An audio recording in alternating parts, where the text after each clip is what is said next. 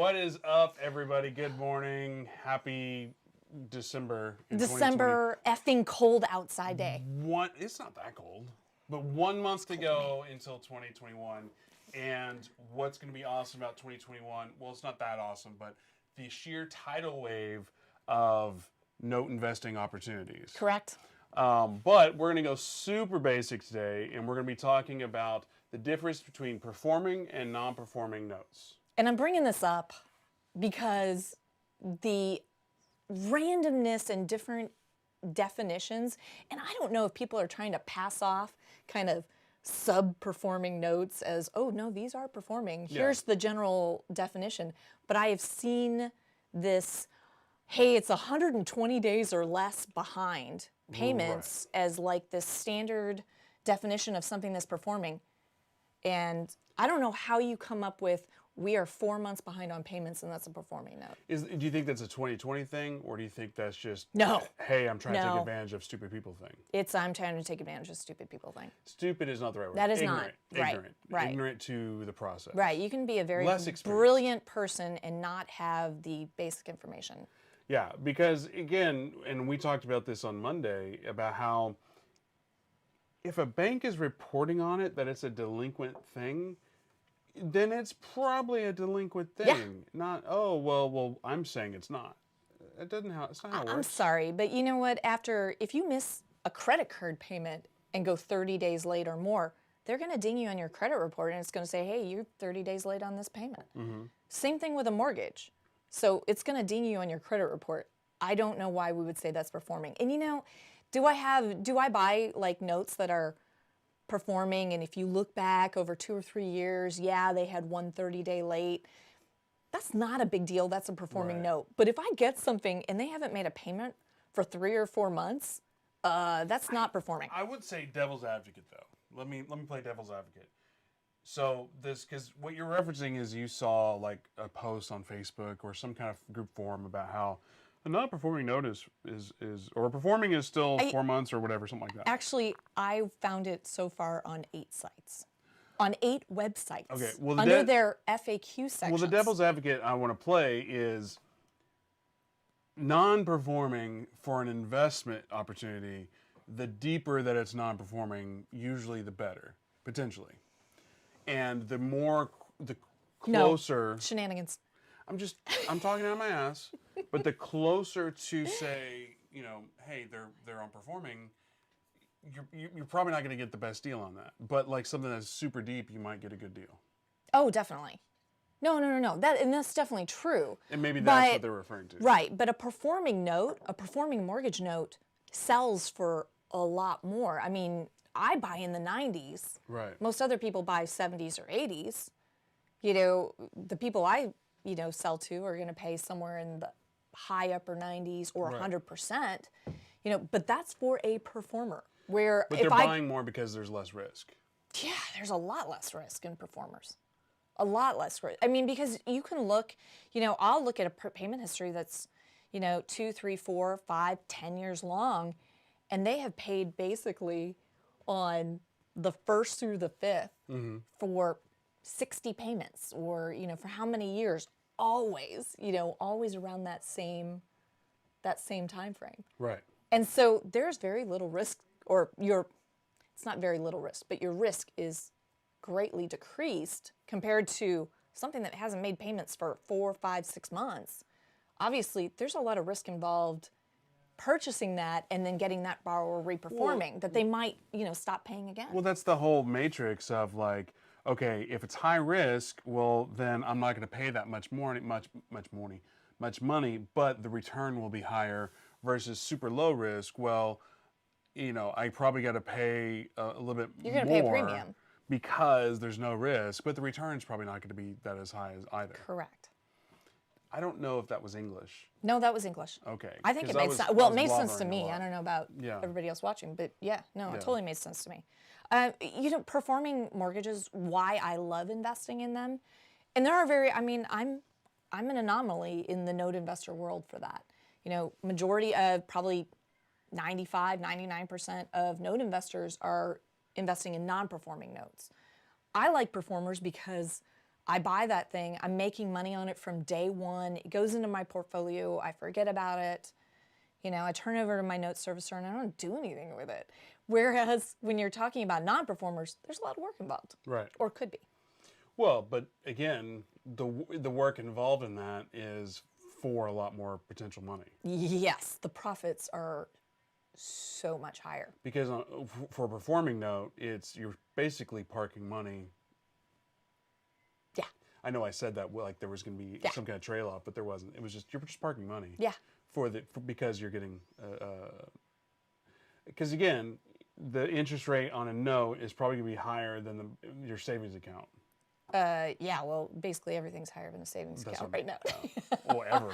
Ever, yeah. No, I mean, it's higher than a bond. It's higher than, you know, if you're getting a, monthly payout from stocks, I mean, a mortgage note is probably going to be higher. It's a better return. And so what makes a performing note? Is it the correct amount of seasoning? Is it never made a late payment? Yeah, it's looking at their payment history. All of it. The performance, when you're talking about performing or non-performing, you are looking strictly at how has that borrower performed on that note. And is there degrees of performing?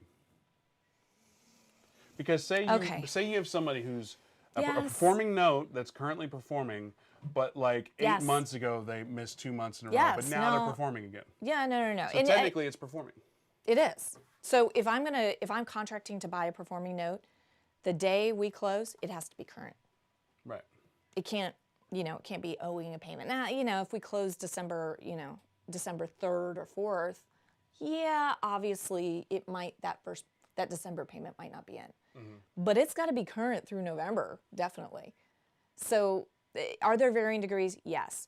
I have had notes that have been slow payers.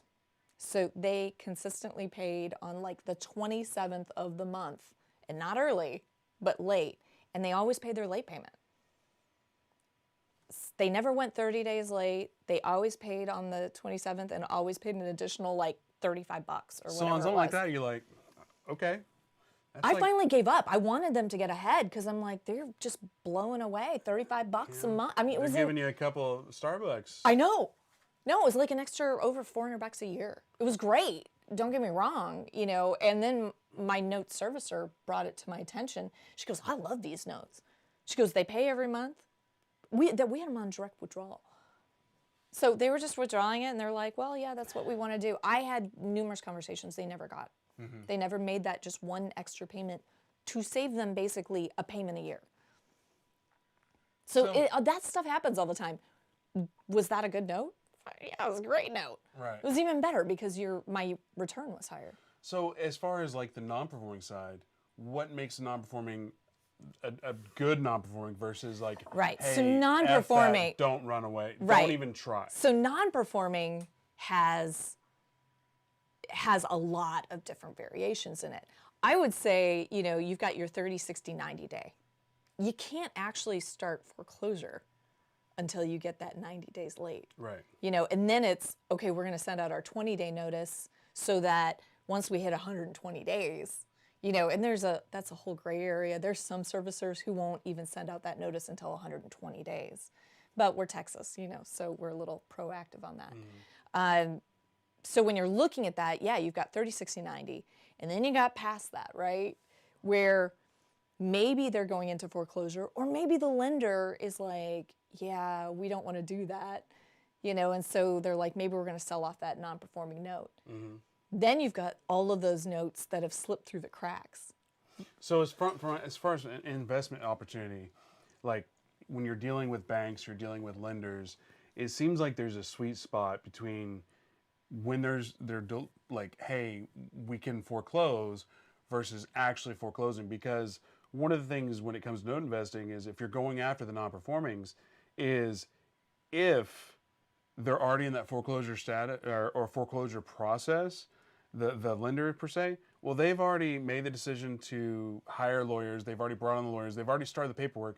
So they've probably already retained it, which the cost to retain a foreclosure attorney is like $1,000, $1,500, right. And that's for step one. Right, but my point being is you have a window of opportunity to go in and make offers on these non-performing notes, because if they've already started the foreclosure process, the likelihood of them selling to you is low because they've already dropped money into Right. getting it back. The crazy thing is, especially recently in the last couple months, I started seeing everybody's garbage, right? So they're auditing their books and looking for those houses that are there that they've missed.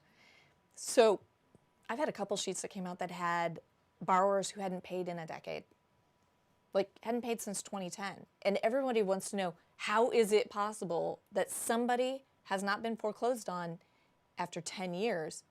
Easy. Because back then there were so many foreclosures, it's hard to keep track.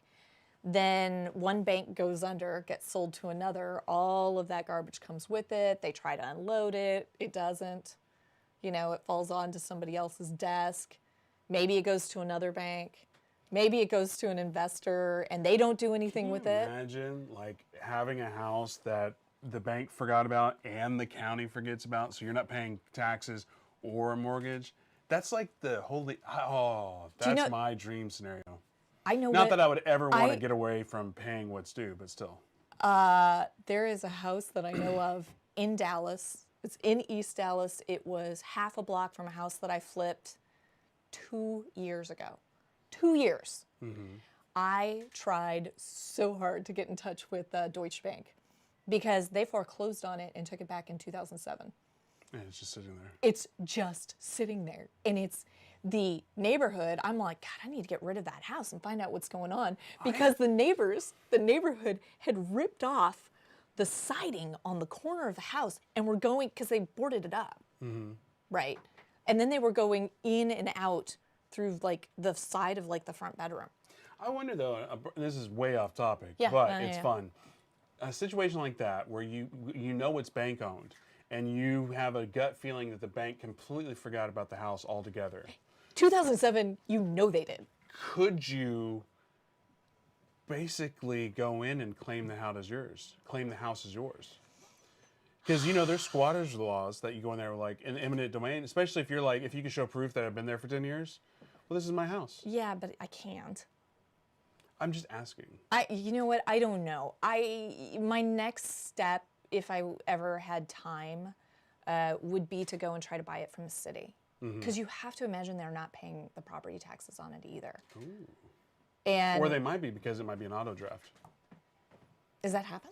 I'm just saying if it's a bank, It's a bank. You know I'm not what? saying auto draft from the city. I'm saying that it may have been set up by the bank just to pay it. And yeah, and did it get into, you know, is it in somebody's loss mitigation department? Where is it at? Is it getting tossed around? But when you have a house that they foreclosed on back in 2007 and just never freaking sold, Gosh, that would be a fun project of like figuring out I tried, you know, and did I try really? Was it like my sole focus? Like that was my only opportunity out there? No. You know, speaking of opportunities, it seems like that could be a new business venture where it's like, hey, bank, I'm going to be a consultant where I'm going to go in and research your books and point out all the houses that are on your records that you don't even know about anymore. And if you you can come back and say, hey, look, you have 125 phantom properties. Right. Like that might be a good business. For somebody who's very analytical and loves research and loves to be all Sherlock Holmesy and go research.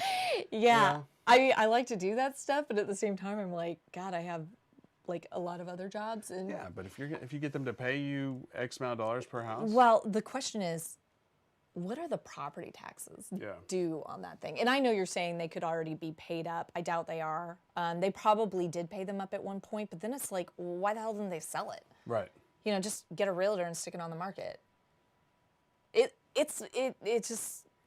eludes me. I'm just saying, for any scrappy entrepreneur, there's got to be opportunity out there for somebody to go out there and be like, look, Hey, start. Deutsche Bank, hey, Chase Bank, hey, Bank of America, hey, whoever bank. Well, especially those crappy neighborhoods. There's no crappy neighborhoods. Hey, I love a cheap house. I know. And everybody knows that. Like, So, I said that forever. I'm let's- like, you getting got a back- cheap house? Bring me a cheap house. So getting back on topic of the whole non-performing versus performing, so we did touch a bit on risk. We did touch a bit on profit. Right. So, where but does interest not rate? right. You know, interest rate doesn't come into this. Performing and non-performing is purely on how that borrower has performed. Are there different levels in non-performers? Yes. So you've got, I mean, I think in 90 days, it's non-performing, right? They've stopped making their payments. Once you get going further into that, you were like, oh, the further down the road you are. Problem is, once you hit 10 years, that juice keeps running. It's not like they haven't had to, like they have been stopped being charged interest on that money. Right. So instead of, they might have purchased that house for $100,000. And now the house is... And now they owe $180,000 Right. on it. And the house is only worth maybe $120,000. Right. So the likelihood, is it a good deal? Is it not? That depends on the investor, and it depends on what their main objective is. What is their exit strategy that they're going for? A lot of non-performing note investors that I know, because all of us are nationwide, we're looking for, a lot of times when we're calling them, we want somebody who we can get reperforming. Yeah, because it's easier. It's because, again, the process to go for foreclosure is it takes effort, it takes money. Right. So if I'm looking at something that's 10 years, they haven't been paying for 10 years, I'm not going to want to get them reperforming. No, because they've already proven that they're going to work the system. Exactly. And if I hadn't paid a mortgage for 10 years and still lived there, I wouldn't start automatically paying some new person that showed up and said they bought my debt. Mm-hmm. Unless they had a baseball bat and said they dealt with, non-payment differently. Allegedly. I would not put that out there. No, but again, it's a 10-year, you might be able to buy that super cheap, but you have to realize that the headaches of getting that person out, and then also... If they're there. Also, that house probably won't be much of a house once you do get them out. No, that's correct. So, the reason why I would, I go after those ones that are haven't paid for 10 years, I love those, because I know I can get that property back. I know what I should be offering on it, but I go into it like it's basically a pre-foreclosure. Right. And I'm going into it that, I already want that person out. So I look for the ones that are vacant. Right. I just, I'm like, okay, I really want this. I'll bid on all of them, like the price I want to pay. And then I have a realtor go out and just see who's there. The best advice, though, is the non-performing stuff is not for the faint of heart, because yes, you can get lucky, but a lot of times you're going to get burned. Not burned. It's just, it's like walking in a minefield. You have to know that something's going to pop up. I mean, even, I consider myself a seasoned note investor. I've been doing this, my God, 12, 13 years. And when you're looking at mortgage notes, I've taken 2 back this year that, really I kind of got screwed on. Yeah. So well, I took 1 back, and then 1 other I just bought because I was a dummy. What are some more differences, though? So, like, obviously the risk, we've already talked about risk. The occupancy, right? Okay. So when you're looking at non-performing notes, again, a lot of this, and I tell, I get calls all the time on, from newbie, note investors, and they're like, and I'm like, all right, well, I'm the last person to tell you that what your goal is wrong. I'm a big believer in, there's 100 different ways to make money doing this. Right, and if your goal is different than mine, it doesn't make it wrong, it just makes it different. And I could help you achieve that goal when you're looking at it. And so they'll go, all right, well, this is what I want to do. And I'm like, all right, do you want this particular property? Do you want to own it? And there are a lot of them that you go in, one of my students, Alan, he just made an offer on something that I didn't really like where he did, but he goes, it's a full duplex. He goes, they haven't paid in 5, 6 years. He goes, I'm going to get that back and turn it into a rental. And I'm like, dude, I love that plan. Right. And I went and checked it out. I'm like, gosh, it's so close to New York City. It's in New Jersey, which is why I'm not excited about it. Right. But, again, that's a hard one, and there's a lot of room for error there. But I'm like, dude, brilliant. Right. And I just passed on it because I'm like, I don't want to do that, Well, that just goes to show if you do a little bit more digging, that's where the opportunities are. Yeah, no, and I mean, and I told him, I'm like, hey, I'm not jazzed about these. But then I really did go look at them to see, what I was going to be helping with if he got them. and that was what I saw. I'm like, all right, so he wants to take these back. This is probably not a bad deal. The next question is going to be, is it vacant or occupied? Right. And who owns that?